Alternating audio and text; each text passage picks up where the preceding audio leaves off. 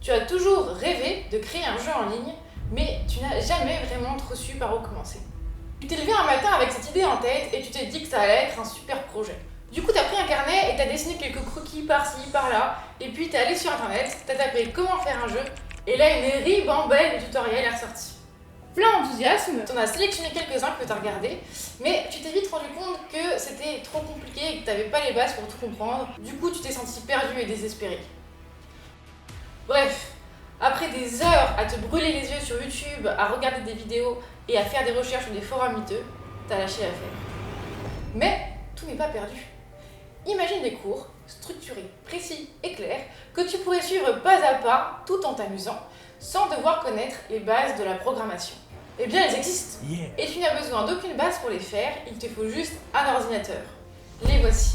On apprend ensemble les bases de HTML, du CSS et du JavaScript pour créer un mini-jeu sur le web, un combat entre Dark Vador et Luke.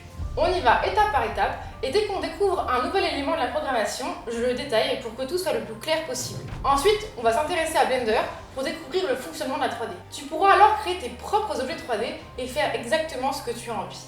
Et pour finir, on va importer nos super créations 3D dans notre super combat en les important dans notre JavaScript à l'aide de Three.js. Après tout ça, tu sauras créer un mini-jeu sur le web en 3D et tu pourras laisser parler ton imagination pour en créer bien d'autres.